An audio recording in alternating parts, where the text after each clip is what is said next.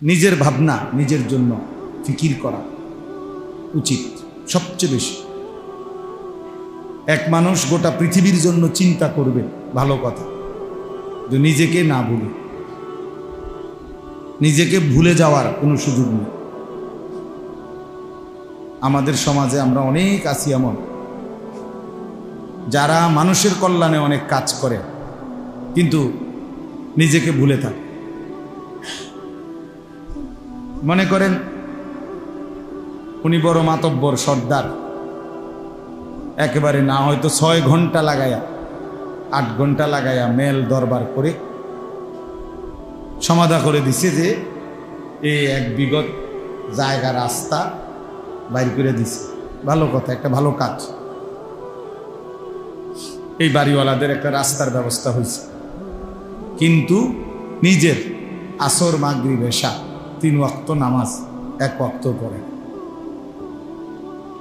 এখন দেখতে তো মনে হইল ঠিক আছে, এটা ভালো কাজ, ওই মীমাংসা করে দিল, কিন্তু নামাজ, নিজের এই নামাজ, তাহলে এইটা বাদ দেওয়া, এটার কি যুক্তিকতা, কি কারণ? মানুষের কল্যাণ করতে গিয়ে নিজের আমল বাদ দেওয়ার অধিকার, অনুমতি কে দিল? এরকম অনেক অনেক যুবক ছেলে আছো তোমরা, দেখা গেছে এমনিতে যদি কল্যাণমূলক অনেক কাজ করতে বলা হয়, অনেক ছেলে পাওয়া যায়। মনে করেন এখানে বন্যার্ত মানুষ, ওদেরকে আমরা ত্রাণ দেব, সহযোগিতা করব, অনেক ছেলে পাওয়া যায়। খুব কষ্ট করছে মাশাআল্লাহ, একবারে হাঁটু পানিতে ডুবা মানুষের কল্যাণে, মানুষকে চাল ডাল বিভিন্ন জিনিস দিছে। কিন্তু নিজের বিষয়ে দেখবেন যে ফজর জোহর আসর মাগরিব ইশা 1 ওয়াক্ত নামাজও পড়ে। তাহলে এটা কি কি কারণ? এর যুক্তিকতাটা কি? এর পিছনে যুক্তিটা কি? যে আমি আমার নিজের ঈমান নামাজ ভুলে গিয়ে ছেড়ে দিয়ে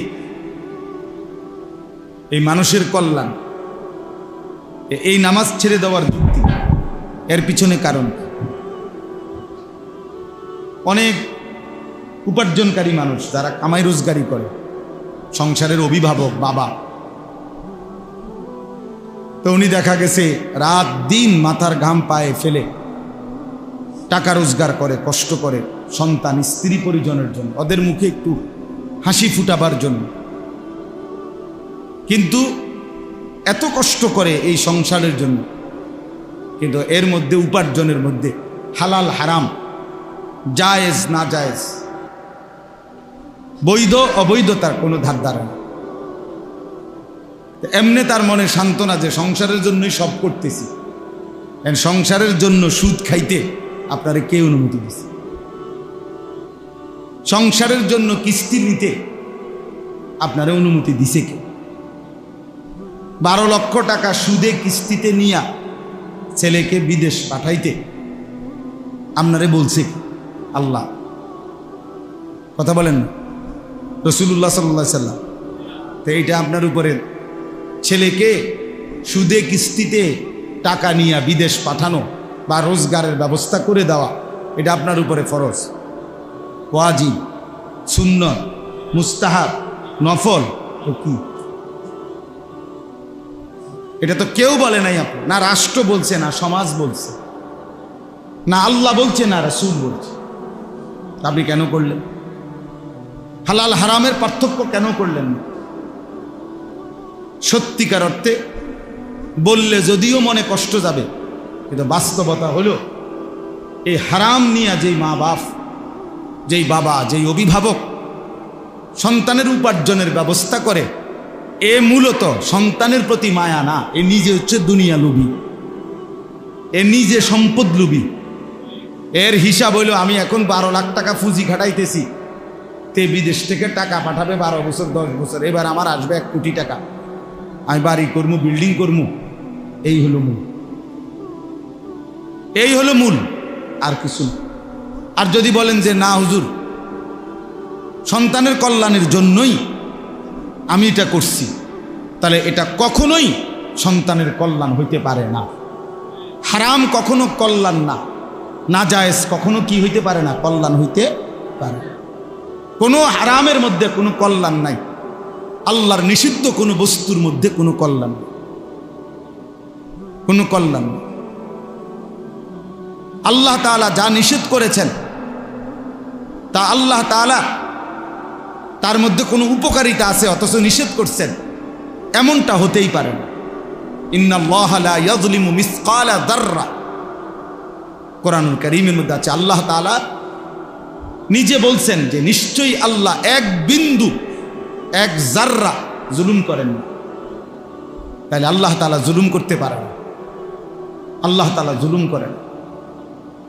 এই জন্য দোস্ত, মূল বিষয় হলো, আমি প্রথমেই কথাটা বলতে চাচ্ছিলাম যে আমরা প্রত্যেকেই এই ইসলাহি মজলিস, এই ছোট মাহফিল, যে বড় মাহফিল, প্যান্ডেলে মাহফিল, সিজনের মাহফিল যেটা হয়, এটার একটা উদ্দেশ্য থাকে এক ধরনের, আর এই ছোট মাহফিলের একটা ভিন্ন উদ্দেশ্য আছে আমাদের।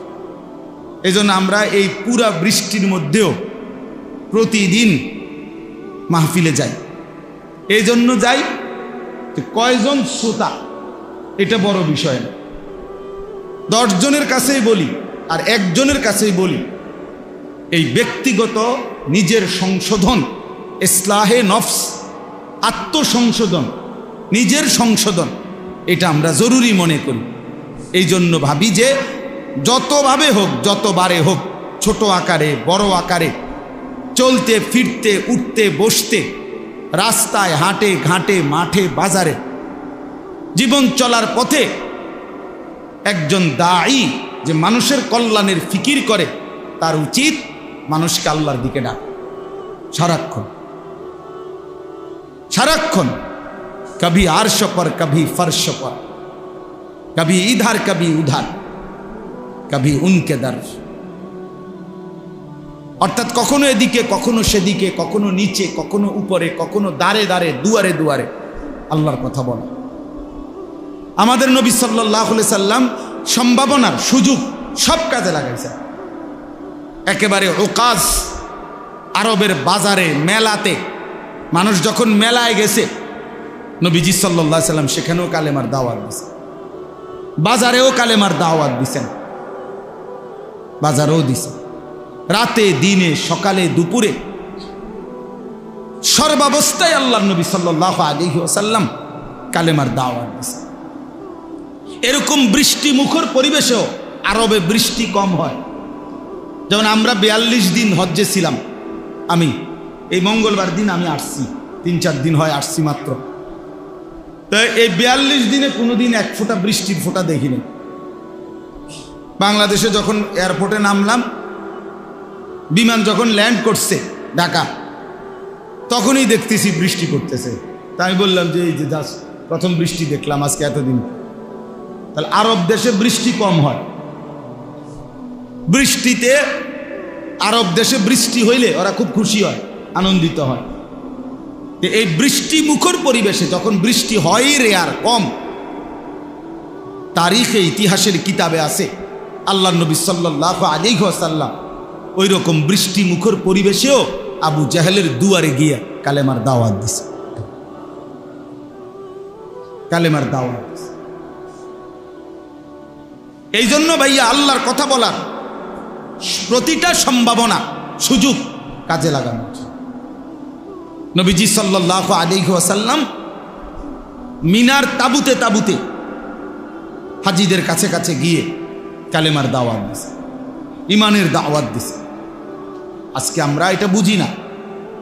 কথা ছিল এই, মুসলমান মাত্রই এক শব্দ জানে, এই এক শব্দ অন্যের কাছে দাওয়াত দেয়।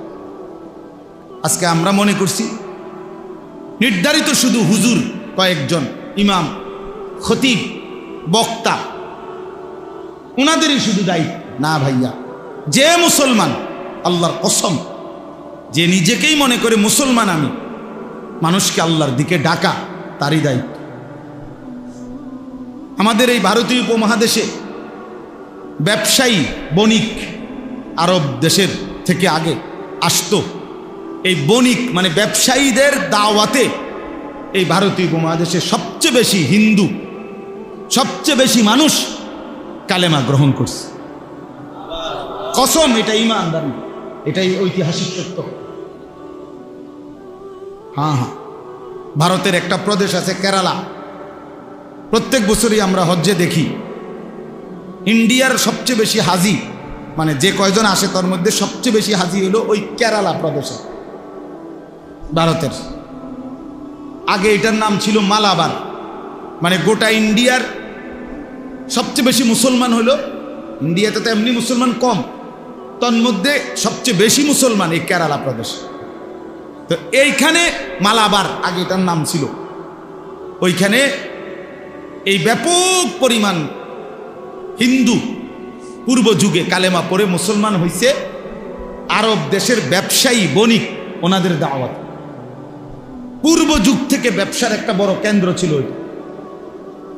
এই যে সাইপ্রাস একটা দ্বীপ আছে, সাইপ্রাস, ওইখানে যে কয়জন মুসলমান, ঐতিহাসিক কথা হলো সেখানে মুসলিম ব্যবসায়ীদের মাধ্যমে সর্বপ্রথম কালেমার দাওয়াত হয়েছে। আজকের যে শ্রীলঙ্কা, এই শ্রীলঙ্কাতে যে কয়জন মুসলমান, সেখানে প্রথম কালেমার প্রচার প্রসার, ইসলামের দাওয়াত মুসলিম ব্যবসায়ীরা দিচ্ছে। তার মানে কি বুঝাইলাম? অর্থ হইল এক জামানা ছিল মুসলমান মাত্রই দায়ী, মানে আল্লাহর দিকে আহ্বানকারী, আল্লাহর দিকে আহ্বান। প্রত্যেকটা সাহাবায়ে কেরাম কালেমার দাওয়াত দিছে।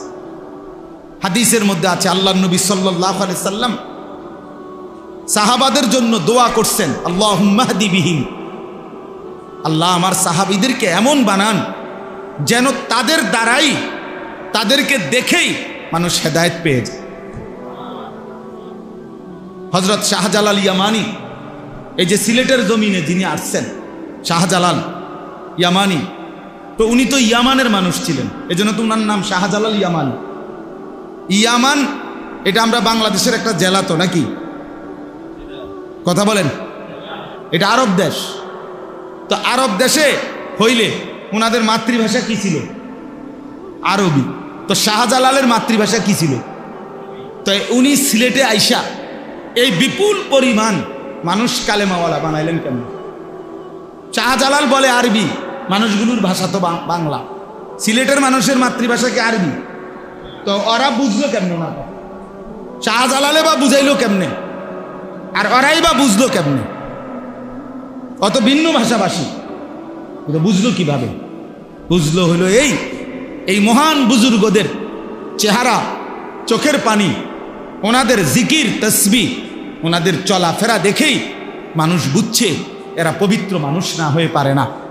অতএব এই চেহারাই, তাদের এই জবান, তাদের এই আচরণটাই কালেমার দাওয়াত হয়ে মানুষ দলে দলে কালেমা গ্রহণ করছে। এই জন্য প্রিয় বন্ধু, এটা বোঝা উচিত। কথা তো ছিল এই, উচিত তো ছিল এই। আজকে আফসুস, আমি আজকেও বলছি যে আমাদের উচিত ছিল যে আফসুসের বিষয় যে আমরা, কথা ছিল এই, একজন মুসলমানের নামাজ আরো সুন্দর কিভাবে করে সেটা করা, ওযু আরো নিখুঁত কিভাবে হয়, ঈমান আমল আরো মজবুত কিভাবে হয়, এইটা শেখানোর কথা। কিন্তু আজকে আফসুস হইল যে যেমন আমার আজকে 23 বছরের মতো প্রায় আমি এই কম বেশি আল্লাহর দয়ায় যেটুকু ওয়াজের এই জমিন, আল্লাহর কথা বলার সুযোগ আল্লাহ দান করছেন, তো এটা প্রায় 23 বছর আমার নিজের। এই 23 বছরের জীবনটায় আমার অভিজ্ঞতা হলো জীবনটা শেষ হয়ে গেল শুধু এই ওয়াজ করতে জায়গায় জায়গায় গিয়ে, যে হুজুর নামাজই পড়ে না, তো এই নামাজ যেন পড়ে এইটার ওয়াজ করে। তাইলে যেখানে কথা ছিল যে নামাজ কেমনে আরো সুন্দর হবে, রুকু কেমনে আরো সুন্দর হবে, নামাজ কেমনে আরো জান্নাতমুখী হবে, এটা বলানোর কথা ছিল। কিন্তু আজ উম্মতকে এখনো মুসলমানকে বুঝাইতে হচ্ছে রাত দিন যে ভাইয়া নামাজ পড়ো, নামাজ পড়ো, নামাজ পড়ো। এর চাইতে বড় আফসোস আর কি হইতে পারে? আজকে দোকানদারকে বলা হচ্ছে দোকান খোলো, দোকান খোলো, দোকান খোলো। চাকরিজীবীকে বলতে হচ্ছে অফিস করো, অফিস করো, অফিস করো। মুসলমানকে বলতে হচ্ছে রাত দিন যে নামাজ পড়ো, নামাজ পড়ো, এর চাইতে বড় আফসোস। তাহলে বাকিটা সুন্দর করবে কখন? বাকিটা ঠিক করবে কখন?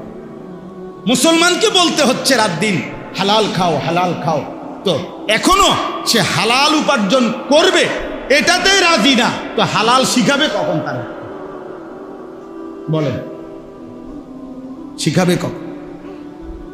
নবী সাল্লাল্লাহু আলাইহি ওয়াসাল্লাম বলছে ঈমানের ৭৭টা শাখা। আল ঈমানু বিদউন ওয়া সাবউনা শু'বা, ৭০-এর চাইতে বেশি শাখা ঈমানের। তো এর মধ্যে একটা শাখা হলো লা ইলাহা ইল্লাল্লাহ মুহাম্মাদুর রাসূলুল্লাহ। এই কালেমার সাক্ষ্য দেওয়া, কালেমা পড়া, কালেমাটা বলা, এটা হলো একটা শাখা, একটা ডাল। তাহলে আরো ৭৬টা শাখা। তা আজকে উম্মতকে কালেমাটা কি, লা ইলাহা ইল্লাল্লাহর অর্থ কি, মর্ম কি, এটাই বুঝাইয়া পারলাম না, তো বাকি ৬৬টা ৭৬টা বাকি কখন বলবো? বলেন, কখন বলবো? আমি অনেক সময় আফসোস করে বলি, বুঝার জন্য শুধু বলতেছি। কারো কারো জীবনের ২০০ বছর চলে গেছে, হায়াতের লম্বা সময়, এখনো উম্মতের বহু মানুষের সিদ্ধান্ত এখনো বুঝা কুলাইতে না যে নবীজি কিসের তৈরি, নবী নূরের তৈরি না মাটির তৈরি, এটাই শেষ করতে আসছে না।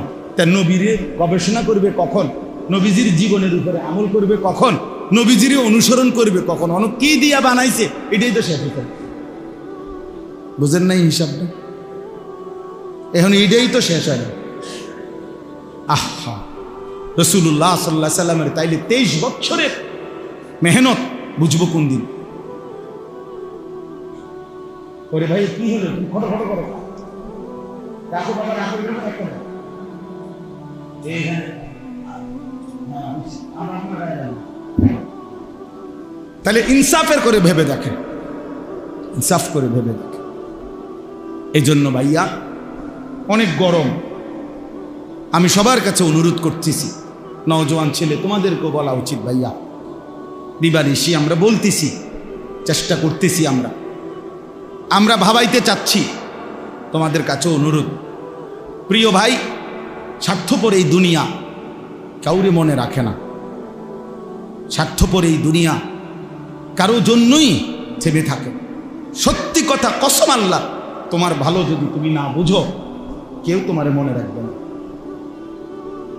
তোমার জন্য ভাববার কারো সময় নেই, সবাই ব্যস্ত, সবার কাজের অভাব নাই কারো, ভালো হোক মন্দ হোক, যৌক্তিক হোক অযৌক্তিক হোক, প্রয়োজনীয় হোক অপ্রয়োজনীয় হোক, বর্তমানে এমন একটা সময় যে সবাই ব্যস্ত, সবাই ব্যস্ত। আজকে সকালবেলা আমি ফজরের নামাজের একটু পরে আমার মেয়ের মাদ্রাসায় গেছি, তো আসার সময় দেখছি যে একটা হাইয়েস আর ট্রাক মুখোমুখি অ্যাক্সিডেন্ট করছে, গাড়ি আটকায় গেছে। তো হাইয়েস গাড়িটার এই মাইক্রোটার ড্রাইভার একদম ভিতরে ঢুকে গেছে, অনেক কষ্টে ভাইয়া ভুঙ্গা যখন তারে বের করছে, কিছুক্ষণ পরে বেচারা মারা গেছে। জীবন্ত মানুষ, জলজ্জান্ত মানুষ গাড়িটা চালাচ্ছিল, এমন মানুষটা মরে গেছে। আমার বলার বিষয় হলো, আমি তাকায় দেখলাম জ্যামের কারণে গাড়ি আটকায় আছে, প্রতিটা গাড়ি সর্বোচ্চ ফোর্সে শুধুই হর্ন দিতেছে, ডাইনে বামে বাঁকা সাকা করে কোনো না কোনোভাবে পাশ কাইটা চলে যাইতেছে, কেউ থামলো না, কেউ থামলো, কোনো ড্রাইভারও আর থামে না, প্যাসেঞ্জারও থামে, কারো হাতে সময় নাই, কারো হাতে সময়। তো এটাই বুঝাইলাম আর কি, স্বার্থপর এই দুনিয়া কারো জন্য থামে না, কারো হাতে সময় নাই। একদিন এটাই মনে পড়বে, হয় দুনিয়াতে নয়তো আখিরাতে, হয় অসুস্থ হয়ে গেলে নয় পঙ্গু হয়ে গেলে,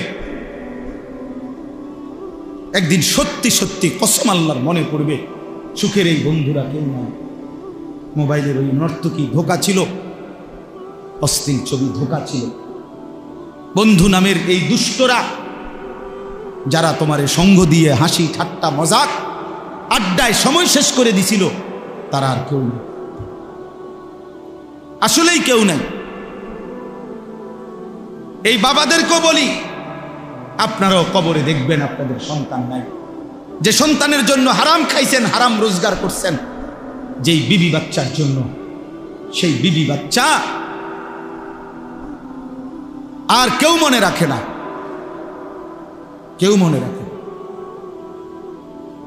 আপনারা শুধু কাউরে একক লজ্জা দেওয়ার জন্য বলতেছি না, একক শরম দেওয়ার জন্য বলতেছি না, শুধু বুঝাইতে চাচ্ছি, শুধু এই কয়দিনের, এই গত 2-3 মাসের মধ্যে প্রতিদিন আমার মনে হইতেছে আমার দেশের মানুষ খুব বেশি অসহিষ্ণু, খুব বেশি অস্থির, কেউ যেন কারো নিয়ন্ত্রণে নাই।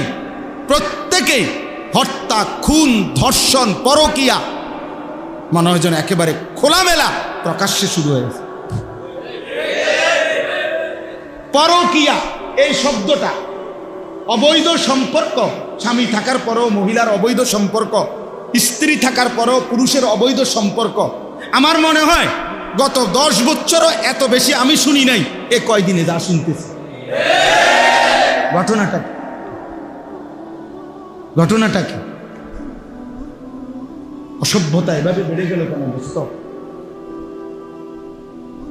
নোংরামি এভাবে বেড়ে গেল কেন? প্রিয় ভাইয়া, এই কঠিন বাস্তবতা, এই নিদারুণ বাস্তবতার মুখোমুখি তোমরাও হইবা। কোন সমাজে যদি জেনা ব্যভিচার হয়, বেড়ে যায়, খোদার কসম, তো ওই সমাজের সকল পরিবারই অরক্ষিত হয়ে যায়। কারোই তখন ইজ্জতের নিরাপত্তা থাকে না, কারোই থাকে না, কারোই থাকে না।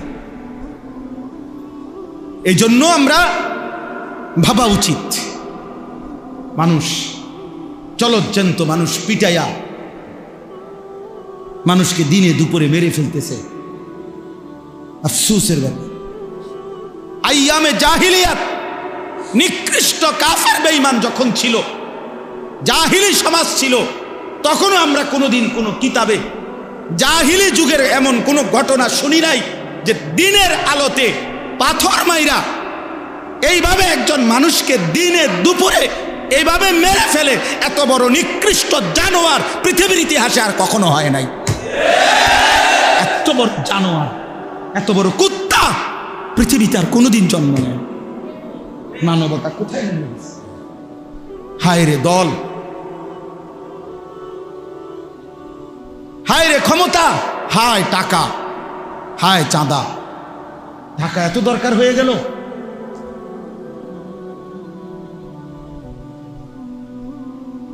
সারা পৃথিবী দেখছে, অবাক হয়ে গেছে, আশ্চর্য। একটা মানুষ, দাড়িওয়ালা একটা যুবক, জলজ্জান্ত মানুষটাকে এতগুলো মানুষের সামনে দিনে দুপুরে পাথর মেরে মেরে মেরে ফেলছে। আহা, তাইলে ভাইয়া দল বিষয় না, এখানে মনুষ্যত্ব কোথায় গেল? ইনসানিয়ত কোথায় গেল? মানবতা কোথায় হারিয়ে গেল? আজ সে আহত, আজ সে নিহত, আর তুমি সবসময় থাকবে অক্ষত। এর কি নিশ্চয়তা? আজ তার বোন দর্শিত, তার স্ত্রী পরকীয়া আসক্ত, আমার ঘর তোমার ঘর সবসময় থাকবে পবিত্র, সুরক্ষিত। তার কি নিশ্চয়তা? তার কি নিশ্চয়তা? দোস্ত আমার, বন্ধু আমার, বাবা আমার, প্রিয় সাথী আমার, নওজোয়ান, সবাই মিলে ভাবো, আগামী পৃথিবী তোমরা বাঁচতে হবে, এই সমাজ নিয়েই তোমরা চলতে হবে। আরে তুমি থাকতে তো হইব, এই সমাজে বাঁচতে তো হইব। তুমি তো সম্পূর্ণ নিজেকে আলাদা করলে জীবন চলবে না। সমাজবদ্ধ মানুষ না থাকলে মানুষের জীবন চলবে না, কারণ একা মানুষ সব কাজ সমাধা করতে পারে না। আমি চলতে হইলে আমার ড্রাইভার লাগবেই। জীবন চলার পথে আমার দোকানদার লাগবেই, কাস্টমার লাগবেই, প্যাসেঞ্জার লাগবেই। সমাজের মানুষ যদি কেউ উপার্জন না করে, কেউ কৃষি না করে, বিভিন্ন রকমের কাজে যদি বিভিন্ন জন জুড়ে না থাকে, একটা সমাজ অচল হয়ে যাবে। তাইলে এই সমাজ আমরা বাঁচতে হবে, এখানে আমরা বড় হইতে হবে, এখানে আমাদের সন্তানরা বড় হবে, এখানে তোমরাও আগামী দিনে যে কয়জন ছেলে বসছো বাবা, তোমাদের কাছে অনুরোধ করি প্রিয় ভাই, তুমি একা হইলেও ভাইব্য আমার এই কথাটা, তুমি তো এই সমাজ থেকে আলাদা না।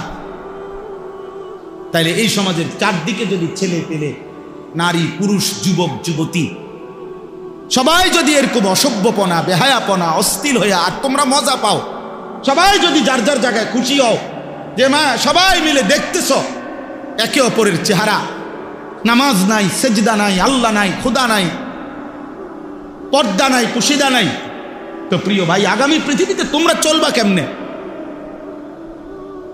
তোমরা বাঁচবা কেমনে? কেমনে বললে বুঝবে? কি ভাষায় বললে বুঝবে? কি ভাষা? এখানে যারা বাবা, তাদের সন্তানে 9 বছরের বাচ্চার যদি নিরাপত্তা না থাকে, আমার সমাজ কোথায়?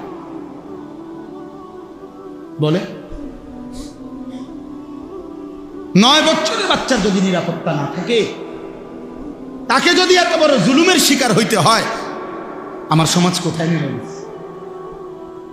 বলে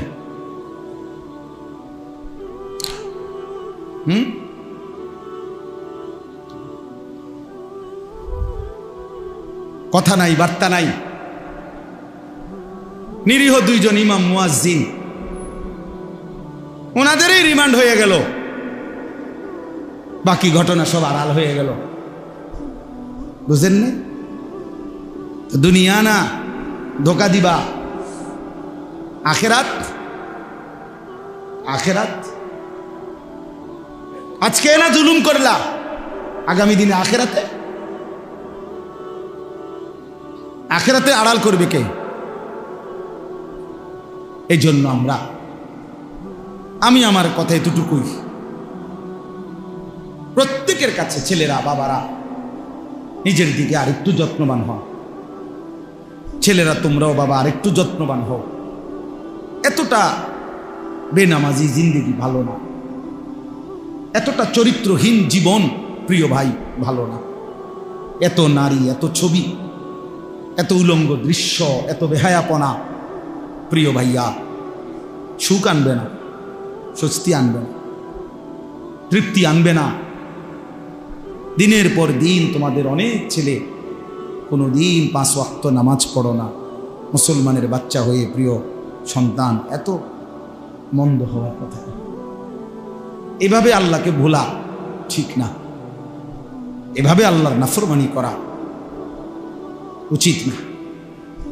আখেরাত তো পরের কথা, দুনিয়াতে তো শান্তি থাকা দরকার, দুনিয়াতে তো দরকার। কোরআনুল কারীমের মধ্যে আছে, আল্লাহ তাআলা বলেন, অমিনহুম মান ইয়াকুলু রব্বানা আতিনা ফিদ দুনিয়া হাসানা ওয়া ফিল আখিরাতি হাসানা ওয়া কিনা আযাবান নার।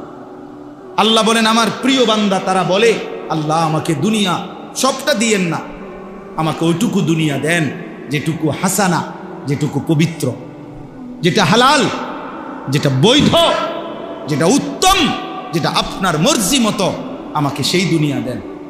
আমাকে আখেরাতটাও যেটা দিবেন উত্তম দিবেন, জাহান্নামের আযাব থেকে মুক্ত করে দিয়েন। আল্লাহ তাআলা বলেন, যে বান্দা আমার পবিত্র দুনিয়া চায়, পবিত্র আখেরাত চায়, জাহান্নাম থেকে মুক্তি চায়, খোদার কসম আল্লাহ বলছে, উলাইকা লাহুম নাসীবুম মিম্মা কাসাবু, আমার এই বান্দা 24 ঘন্টা যা করবে দুনিয়ায়, আমি সবটার বিনিময় আখেরাতে তারে বুঝায়।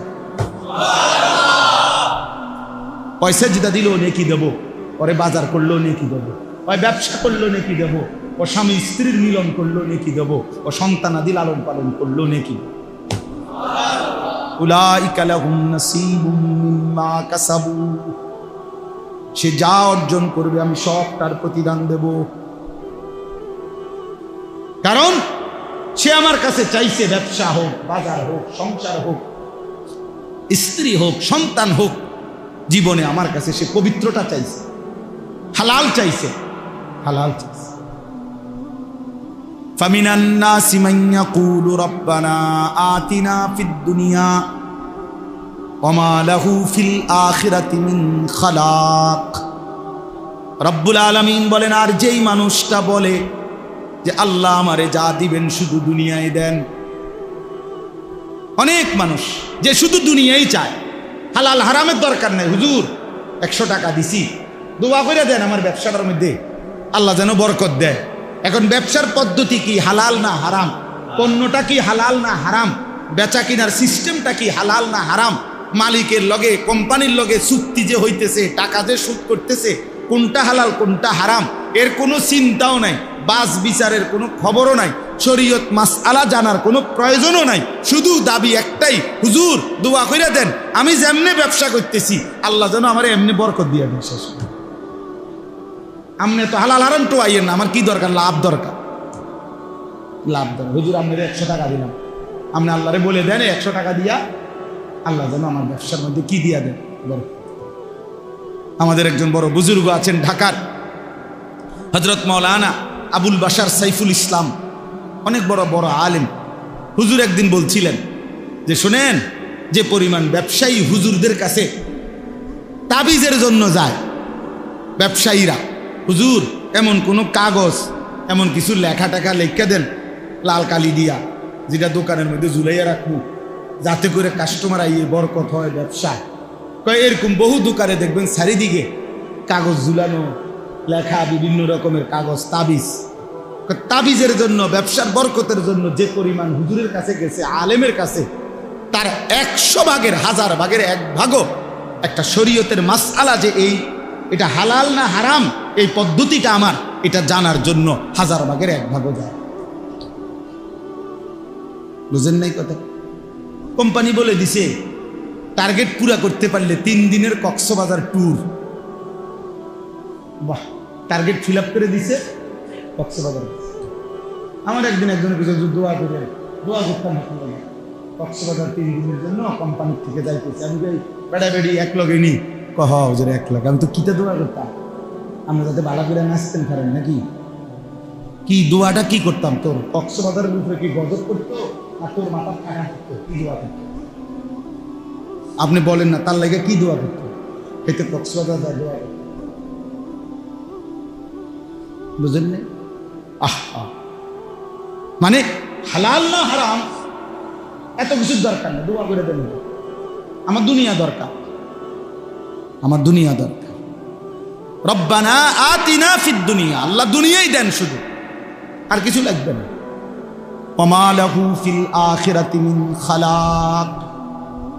রব্বুল আলামিন বলে, বান্দা মনে রেখো, এমন নাফরমান দুনিয়া তো কিছু মিলবেই বান্দা, যাই পাওয়ার কিছু দুনিয়া তো পাবাই, তবে শুধু মনে রেখো ওয়া মা লাহু ফিল আখিরাতি মিন খালাক, আখিরাতে কিন্তু কোনো অংশ থাকবে না, আখিরাত কিন্তু কিছুই মিলবে না।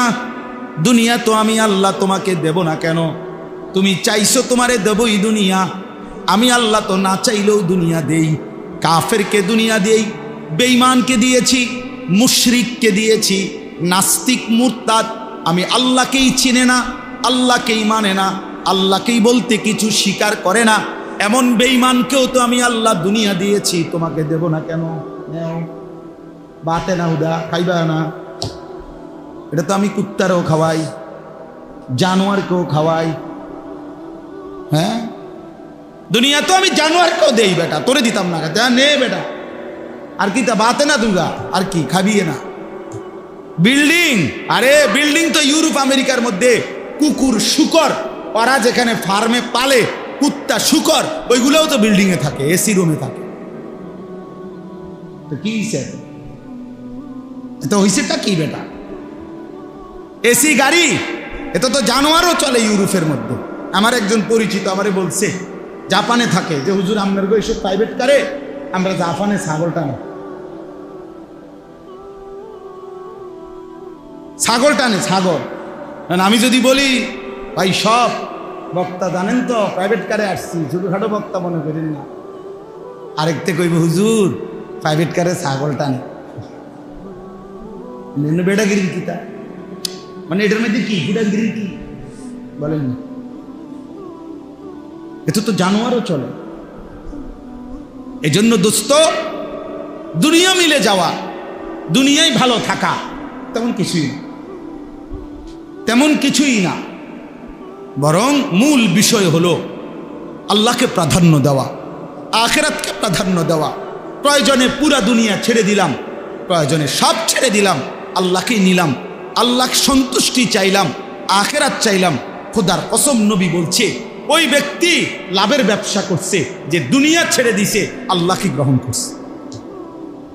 এই চলেন এবার এই তর্জমা শুনেন, তাহলে কথা শেষ। এখানে যে আয়াত আমি পড়ছি সূরা বাকারার, কোরআনুল কারীমের 2 নম্বর সূরা, 2 নম্বর পারা, সূরা বাকারা।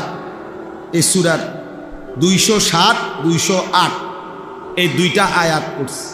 এবার এই শেষ তর্জমাটা শুনেন, অল্প একটু কথা।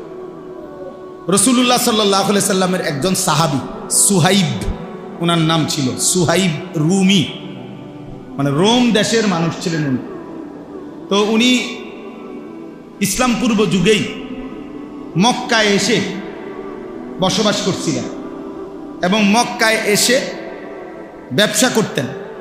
ব্যবসা করতে করতে একটা পর্যায়ে উনি মক্কার একজন বিশিষ্ট ব্যবসায়ী, ধনাঢ্য ব্যবসায়ী হয়েছিলেন, সুহাইব রুমি ওনার নাম। তো রাসূলুল্লাহ সাল্লাল্লাহু আলাইহি ওয়াসাল্লামের হাতে এক পর্যায়ে উনি কালেমা গ্রহণ করছেন। নবীজি সাল্লাল্লাহু আলাইহি সাল্লাম যখন মক্কা থেকে হিজরত করে মদিনায় গেছেন, তো আরও অন্যান্য সাহাবীরাও ধীরে ধীরে আগে পিছে, কেউ আগে কেউ পরে, ওনারাও ধীরে ধীরে মদিনায় হিজরত করে করে রাসূলুল্লাহ সাল্লাল্লাহু আলাইহি সাল্লামের কাছে চলে গেছেন। তো নবীজি সাল্লাল্লাহু আলাইহি সাল্লাম যাওয়ার পরে কিছুদিন পরে যারা গেছে নবীজির কাছে মদিনায় মক্কা ছেড়ে, এর মধ্যে উনি একজন, এই সুহাইব রুমি, অর্থাৎ উনিও হিজরত করে মদিনায় গেছেন নবীজির হিজরতের পরে, মানে নবীজি তখন চলে গেছে মদিনায়, এর পরে গেছে। তো যেদিন উনি মক্কা থেকে হিজরত করে গোপনে মদিনার উদ্দেশ্যে রওনা দিছে, ওই দিন কিছু দূর যাওয়ার পরে মক্কার কুরাইশরা খবর পাইয়া ওনারে ঘেরাও দিয়া ধরে ফেলছে, আটকাইয়া ফেলছে, আর কি যাইতে দিবে না মদিনায়। তখন তাফসীরের মধ্যে আছে, আমি এই আয়াতের জন্য কইতেছি আর কি কথা। তো তাফসীরের মধ্যে আছে এই সাহাবী উনি একজন তীরন্দাজ সাহাবী ছিলেন, মানে সাহাবীদের মধ্যে সবচেয়ে বেশি তীর ছুটতে পারতেন, কাফেরদের তীরন্দাজ উনি একজন পারদর্শী ছিলেন। তো ওনার কাঁধের মধ্যে যেই ধনুক তীর ছিল, উনি কাফের কুরাইশদেরকে দেখাইয়া বলছে, দেখো তোমরা সবাই জানো আমি মক্কার সেরা তীরন্দাজদের একজন, কাজেই ইচ্ছা করলেই তোমরা আমার কাছে এখন আসতে পারবা না। আমি যতক্ষণ পর্যন্ত আমার কাছে তীর আছে অতক্ষণ আমি একজন একজন করে গাইতালাম, হ্যাঁ, কাজে আমার কাছে আসতে পারতাম না। এরপরে যদি আমার তীর শেষ হয়ে যায়, এরপরে আমার কোমরে তরবারি আছে, এই দেখো আমি তরবারি চালনা তো অভিজ্ঞ, তোমরা জানো। এরপরে আমি তরবারি দিয়ে তোমাদের সাথে যুদ্ধ করব, সেখানেও তোমাদের বহু লোক হতাহত হবে, হ্যাঁ। এরপরে যদি তোমরা আমারে ধরতে পারো, কাজেই এত অল্পতেই আমারে তোমরা ধরতে পারবা না, আটকাইতে পারতা না, তোমাদের অনেক ক্ষতি হবে। কিন্তু এই কথাটা শুনে, কিন্তু আমি তোমাদের কাছে একটা প্রস্তাব দিচ্ছি, আমি জানি তোমরা আমারে কেন আটকাইছ, অন্য অনেকেই চলে গেছে তারে আটকাও নাই, আমারে আটকাইছো তোমরা, আমি জানি, কারণ তোমরা জানো যে আমি মক্কার ধনাঢ্য ব্যক্তিদের একজন, আমার কাছে অনেক সম্পদ আছে, স্বর্ণ রৌপ্য আছে, এটা তোমরা জানো, আমি জানি, এই জন্য তোমরা আমারে আটকাইছো। আমি জানি তোমাদের মূল লোভ সম্পদের প্রতি, অতএব আমার যত সম্পত্তি আছে যেখানে যেখানে আমি রেখে আসছিলাম, এখন আমি সব বলে দিচ্ছি, তোমরা সব কিছু নিয়ে নাও, বিনিময়ে শুধু আমারে একা আমার আকা, আমি যার জন্য যাচ্ছি, আমার সেই প্রিয় বন্ধু আমার রাসূলের কাছে যাইতে দাও। আমারে বাধা দিও না, আমারে আমার কাছে, আমার নবীর কাছে আমারে যাইতে দাও। আমি কিচ্ছু নেব না, সব দিয়ে দিলাম, সব জানাই দেবো তোমাদের, তোমরা আমারে ছেড়ে দাও। স্বাভাবিকভাবে আমারে দৌড়তারতা না, তোমরা হতাহত হইবা, এটাও করো না, আর সম্পদও আমি নেব না। তাফসীরের মধ্যে আছে মক্কার কুরাইশরা বলছে, তুমি এই ঘোড়া যেটা নিয়ে রওনা দিছো এটাও দিয়া লাইতে হবে, শুধু গায়ের পোশাক ছাড়া আর কিছু নিতে পারবা না।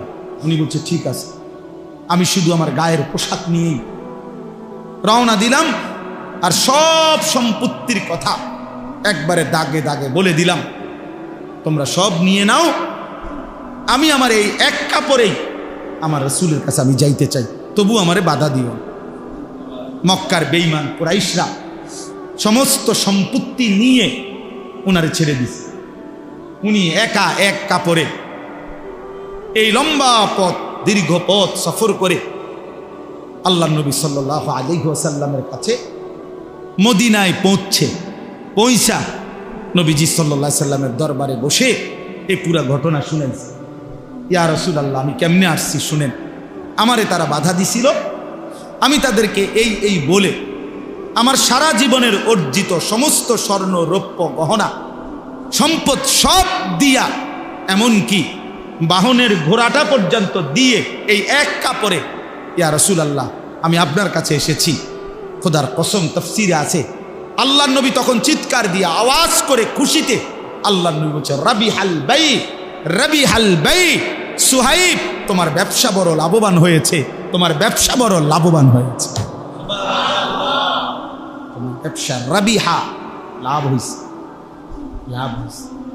সামান্য দুনিয়া ছেড়ে দিছ, আল্লাহর ভালোবাসায়, আল্লাহর সন্তুষ্টির জন্য, রাসূলের সন্তুষ্টির জন্য সব কোরবানি করেছ, তুমিই লাভবান। তখন ঠিক ওই সময় আল্লাহ তাআলা জিবরাইলকে পাঠিয়ে এই সাহাবীর প্রশংসায় কোরআনুল কারীমের এই আয়াত নাযিল করেছে, ওয়া মিনান নাসি মান ইয়াশরি নাফসাহু। আল্লাহ বলে, বন্ধু আপনার সাহাবীদের মধ্যে কিছু সাহাবী এমন যারা তাদের পুরা জীবনটাকে বিক্রি করে ফেলেছে ইবতিগা মারদাতিল্লাহ, আল্লাহ রব্বুল আলামিনের সন্তুষ্টির তালাশে, রব্বুল আলামিনের সন্তুষ্টির তালাশে পুরা জীবন দিয়ে দিছে, পুরা জানমাল সব বিলীন করে দিয়েছে, বিনিময়ে আল্লাহকেই চেয়েছে, আখিরাতকেই চেয়েছে। আল্লাহ বলেন, ওয়াল্লাহু রাউফুম বিল ইবাদ, এমন বান্দার ব্যাপারে নিশ্চয়ই আল্লাহ বড় বেশি দয়াবান, আল্লাহ তাকে উপযুক্ত পুরস্কার দিয়ে ভরপুর করে দেবে। আপনি ঘাবড়ায়েন, ওরে বলে দেন আমি আল্লাহ ওরে সন্তুষ্ট করব। কোরআন শরীফে আছে হযরত আবু বকর সিদ্দিক রাদিয়াল্লাহু তাআলা আনহু জীবনের সব কিছু আল্লাহর জন্য বিলায় দিয়েছিলেন। তো নবীজিকে আল্লাহ তাআলা কোরআনের আয়াত নাজিল করে নবীজিকে আল্লাহ শুনাইছিলেন। লম্বা সূরার মধ্যে আছে লাস্টে, ওয়ালা সাউফা ইয়ারদা, আল্লাহ নবীজিকে বলছে, বন্ধু আপনার সাহাবী আবু বকরকে বললেন আপনি তারে খুশি করার দরকার নাই, আমি আল্লাহ নিজে হাসরের ময়দানে আপনার আবু বকরকে আমি খুশি করে দেব। ওয়ালা সাউফা ইয়ারদা ওয়াল লাইলি ইযা ইয়াগশা, এই সূরার শেষে আমি তাকে খুশি করে দেব। তো আল্লাহ তাআলা এখানেও বললেন, বন্ধু আমি বললাম আমার সন্তুষ্টির জন্য আপনার এই সাহাবী নিজের সব দিয়ে দিছে, তার পুরা জীবন বিক্রি করে দিছে, বিনিময়ে আমি আল্লাহকে গ্রহণ করছি। এই জন্য দোস্ত, এই জন্য প্রিয় ভাই, আমি কিংবা তুমি, জওয়ান কিংবা বুড়ো, আমাদের প্রত্যেকের জীবন মূলত আল্লাহর জন্য, আখিরাতের জন্য। আমরা যদি আল্লাহকেই না পেলাম, নামাজই না পেলাম, এই কপাল যদি সেজদাই না দিল, আল্লাহকেই না চিনল, তো ওই কপাল মন্দ কপাল, লানত ওই কপালের উপরে, থুতু মারি ওই কপালের উপরে। ছেলেরা মনে রাখিস বেটা, তোদের ওই কপালে আমি থুতু মারি যে কপাল আল্লাহ সেজদা দেয় না নাফরমান। তোর ওই কপালে থু থু, তোর কপালে থুতু মারি, থুতু মারলাম তোর ওই কপালে। তুই ভাত খাস, খা বেটা। তুই শুধু ঘুম যাস আর পেশাব পায়খানা করস, রাস্তার জানোয়ারের দিকেও তাকাইস, ওই জানোয়ারও খায় আর ঘুমায় আর পেশাব পায়খানা করে। যা বেটা, ভাতে খাবেন, অসুবিধা নেই, খা বেটা। আর কি, এই তো দুনিয়া, এই তো দুনিয়া। আল্লাহকেই ভুললা গেলা, সেজদাকেই ভুলে গেলা, নামাজকেই ভুলে গেলা, মালিককেই ভুলে গেলা। জীবনে চিনলা কি আর শিখলা কি, বুঝলাই কি? এই আকল, এই দেমাগ, এই চোখ, এই কান, এই দিল, এটা দিয়ে আর মানুষ হয়ে লাভ কি? যে দিল আল্লাহ চেনে না, যে কান আল্লাহর কথা শুনে না, যে কপাল আল্লাহকে সেজদা দেয় না, যে চোখ আল্লাহর কুদরত দেখে না, খোদার কসম এই কোরআন আল্লাহ তাকে বলছে উলাইকা কাল আনআম, ওইটা জানোয়ার, জানোয়ার, জানোয়ার, জানোয়ার, জানোয়ার। আল্লাহ বলে যদি কোনো কথা কয় তো তারে কবি বালহুম আদাল, না না, তুই জানোয়ারের চাইতে নিকৃষ্ট। যদি গাঁড় ফাঁক দেয় তো কবি হয় তুই জানোয়ার, তুলো খারাপ। কোরআন শরীফ দেখো, আল্লাহ বলছে লাহুম কুলুবুল লা ইয়াফকাহুন, দিল আছে বোঝে না, চোখ আছে দেখে না, কান আছে শোনে না, সে জানোয়ার। আল্লাহ বুঝ দান করে। একটা ছেলেই বদলায়, একজন, তাইলেও আমাদের কষ্ট সার্থক ইনশাআল্লাহ। একজনই বদলায়। বড় মজমা দিয়া করবা কি? বৃষ্টি না হইলে আরো বড় মাহফিল হইতো, আরো বড় মাহফিল হইলে আরো বেশি বুট বেচা হইতো, হ্যাঁ, আরো চটপটি বালা বেচা হইতো। আরো বড় মাহফিল হইলে খেলনা, বাঁশি, প্যাঁপু, এগুলো আরো বেশি বেচা কেনা হইতো। এই তো মানে আরো বড় মাহফিল দিয়ে কি হবে? হ্যাঁ, 50,000 লোক দিয়ে কি হবে? হেদায়েতের জন্য 50,000 কিংবা 5 জন, এটা কোনো কথা না। আসমানওয়ালা গ্রহণ করলে সামান্য বালুও দামি, আসমানওয়ালা গ্রহণ না করলে পাহাড়ও ভেঙে ভেঙে বালু হয়ে যায়। আল্লাহ আমাদেরকে বুঝ দান। অতএব সর্বশেষ কথা হলো, আল্লাহ বলেন ইয়া আইয়ুহাল্লাযীনা আমানু দুখুলু ফিস-সিলমি কাফা, হে মুমিন, হে ঈমানদার, আমি আল্লাহ তোমাকে বলছি, আমার ঈমানদার বান্দা, পুরাপুরি ইসলামের মধ্যেই ঢোকো। শান্তি, কামিয়াবি, ইজ্জত, মর্যাদা, সম্মান ইসলামের মধ্যে, আল্লাহকে মানার মধ্যে। আমরা কিতাবে পড়ছি হযরত ওমর রাদিয়াল্লাহু তাআলা আনহু এরকম মসজিদের মিম্বরে বসে, ওমর যখন অর্ধ পৃথিবীর বাদশাহ, খলিফা, তখন তিনি বলতেন সাহাবীদেরকে, যে সাহাবারাদেরকে, ভাইয়ারা, যে বন্ধুরা শোনো, আমি সেই ওমর, ইসলাম পূর্ব যুগে যে একজন মহিলার বকরি চড়াইতাম ভাড়ায়, পারিশ্রমিকে একটা মহিলার ছাগল, বকরি চড়াইতাম আমি। আমি এত বোকা ছিলাম যে কোনোদিন ওই মহিলার বকরিগুলা সন্ধ্যাবেলায় গুইন্না, যতটা সকালে নিছিলাম অতটা বিকালে আইসা গুইন্না বুঝাইয়া দিতে পারতাম না। আমি 4-5টা বকরি ডেলি হারাই লেতাম। কয়টা ছাগল গুইন্না ঠিক করে কয়টা নিছিলাম, কয়টা ফিরে এলো, এটা আমি পারতাম না। আমি এত বোকা ছিলাম, ছাগলটা গুইন্না রাখতে পারতাম না। আমি সেই ওমর, ইসলাম আমাকে এতটা ইজ্জত দিছে, আজ আমি আধা জাহানের বাদশাহী করি। যে কয়টা ছাগল ঠিক রাখতে পারতাম না, সে আজকে অর্ধ পৃথিবী বাদশাহী। তিনি বলছেন ইসলাম আমাকে দামি বানাইছে, রাসূলের অনুসরণ আমাকে দামি বানাইছে, নয়তো আমি সেই মক্কার মহিলার বকরি চড়ানো রাখালি থাকতাম, অখ্যাতই থাকতাম। আজ ইসলাম আমাকে দামি বানাইছে, আল্লাহর দ্বীন আমাকে দামি বানাইছে। এই জন্য আল্লাহ বলছে পুরা ইসলামে ঢোক, আল্লাহকে মানো, দ্বীন মানো। এই জন্য ছেলেরা নামাজ পড়ো, ছেলেরা আখলাক সুন্দর করো, বাবারা হালাল উপার্জন করেন, হারাম রোজগার করেন। বুড়া মিয়ারা শেষ বয়সটা বিড়ি সিগারেট সাদওয়ানের গপ আর বন্স বিড়িতে শেষ করেন না, আল্লাহর জিকিরে শেষ করেন, আল্লাহকে ডেকে শেষ করেন হায়াত। ওয়ালা তাত্তাবিউ খুতুওয়াতিশ শাইতান, আল্লাহ তাআলা বলেন কোনোভাবেই শয়তানের পথ, শয়তানের কদম অনুসরণ করো না। প্রতিটা গুনাই শয়তানের পথ, সেখানে যেও না। ইন্নাহু লাকুম আদুউম মুবিন, নিশ্চয়ই শয়তান তোমাদের প্রকাশ্য শত্রু। অর্থাৎ শয়তানকে যদিও দেখা যায় না, প্রত্যেকটা গুনাই শয়তান, প্রত্যেকটা নাফরমানি, প্রত্যেকটা মন্দ চিন্তা এটাই শয়তান। কাজে এটা স্পষ্ট, শয়তান কোনটা, যেটা গুনাহ এটাই শয়তান, যেটা গুনাহ এটাই কি শয়তান। এই জন্য আল্লাহ বলছে নিশ্চয়ই শয়তান প্রকাশ্য শত্রু। মানে যদিও শয়তান আমাদের কাছে মনে হয় সে তো দেখি না আমি, না না, প্রতিটা গুনাই এটা কি শয়তান, এটা তো প্রকাশ্যই।